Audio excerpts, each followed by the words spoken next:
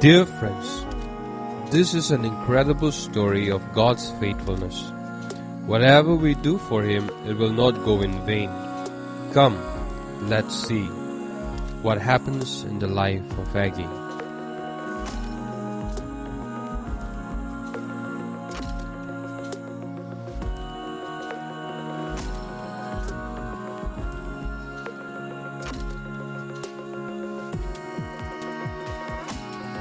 What is this? A grave? And on it a cross? Svea flood? What would be there in this article? I don't know Swedish. What to do? Yes, I know Uncle James. He knows Swedish. Let me go there and ask him to read it for me.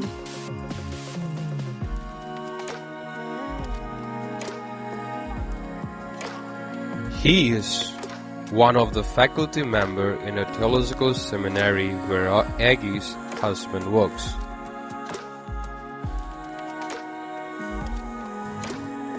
Uncle James, can you please read it for me? I can't understand as it is written in Swedish. Yes, Aggie, I know Swedish. What's that? Let me have a look of it. Once upon a time, in a country called Zaire, Congo, in the Central Africa, there came a missionary couple called David Flood and Svea Flood.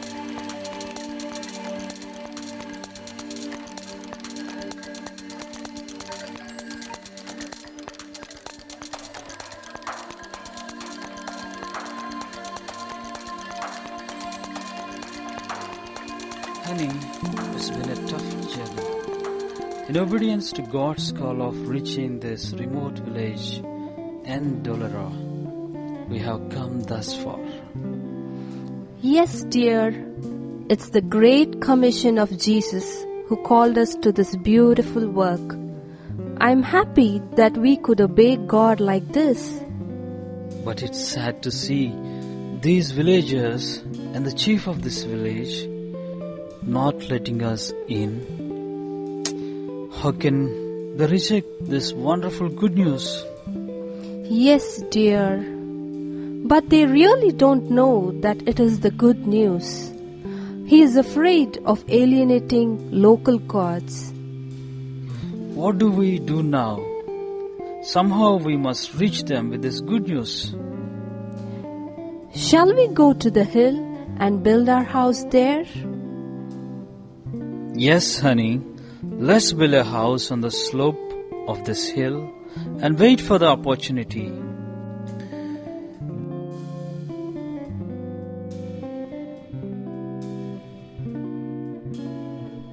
David and Svea prepared a mud hut on the slope of the hill and started their missionary life.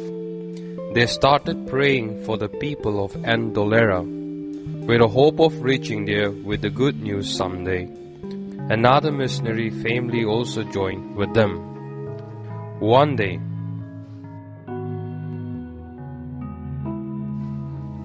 Honey, can we get some chicken and eggs? Yes, I tried, but they did not allow me. Instead, the village chief allowed one young boy to bring chickens and eggs twice a week. Oh, praise God. Yes, praise God. Lord, how can we reach these Africans who are in great need? Please show me a way. In Jesus' name, amen.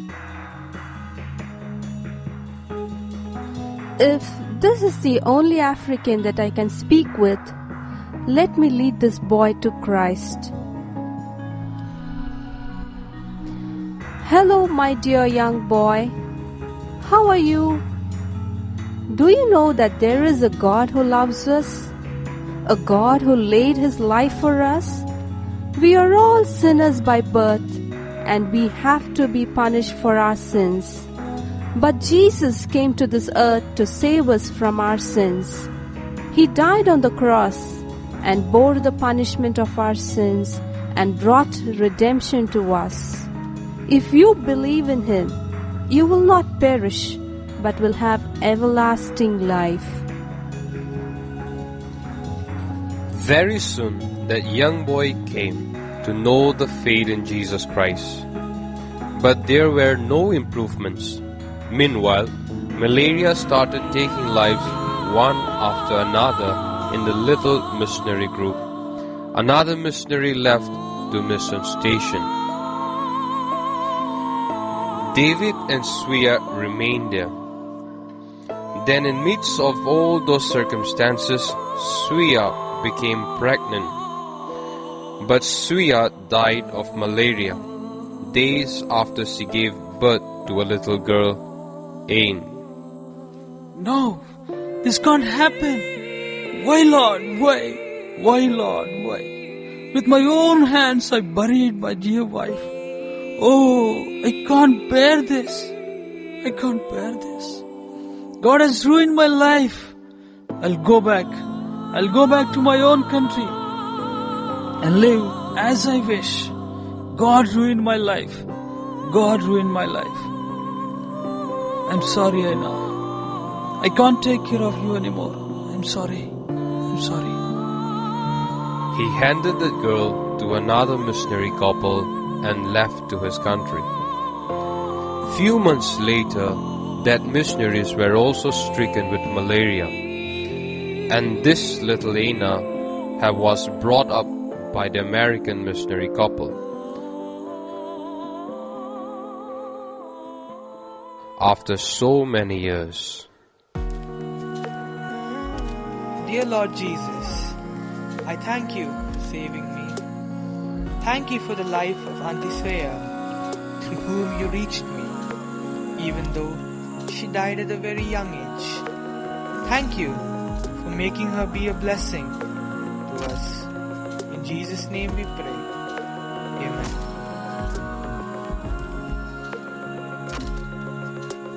My dear children, it is Jesus who can save us. He bore our punishments upon the cross and died to save us all. He then again rose on the third day and is with us now as Emmanuel. I heard this message 30 to 40 years ago through a white lady who died on the same mountain. And her message was not only saved my life, but it changed the life of everyone later in my village. Even the chief, who initially tried to stop the ministry, later eventually got saved. Now, there are more than 600 believers in our village, and we are enjoying a happy life in the Lord. All of these were made possible because of the sacrifice of those first missionaries, David and Svea Flood. My dear children, will you accept the Lord Jesus as your Savior and be a blessing to others like Svea Flood? The entire Ndolera village got changed through this little boy whom Svea Flood led to the Lord. Aggie, is it not wonderful? But why are you so excited, Aggie? Yes, Uncle. That little Aina is none other than me. Svea Flood is my mother. I must tell this good news to my daddy. I have to search for him. Lord, would you please help me to find him? After some time, with much effort, Aggie traced her real father and visits him.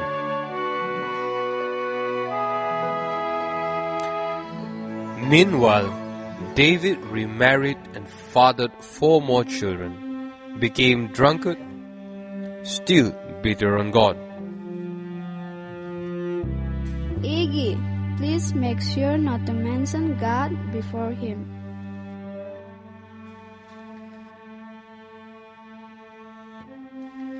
Papa! Aina? I'm sorry. Aina, I'm sorry. I never wanted to give you away like that. It's all right, Papa. God took care of me. God? God forgot all of us. Our lives have been like this because of Him. No, Papa. You did not go to Africa in vain. Mama did not die in vain. The little boy you won to the Lord grew up to win that whole village to Jesus Christ. The one seed you planted just kept growing and growing. Today, there are 600 African people serving the Lord because you were faithful to the call of God in your life. Papa, Jesus loves you. He never hated you. Is it? Is it real, Anna? Oh my Lord. Jesus, please forgive me. Please forgive me. David came back to his faith, and within a few weeks, David Flood had gone to be with the Lord. I tell you the truth, unless a kernel of wheat falls to the ground and dies, it remains only a single seed. But if it dies, it produces many seeds. Psalm 126 verse 5. Those who sow in tears will reap with songs of joy. The one seed you plant will not go in vain.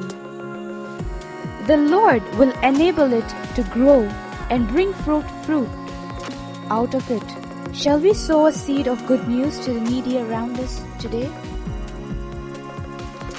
Dear friends, what a faithful God we have.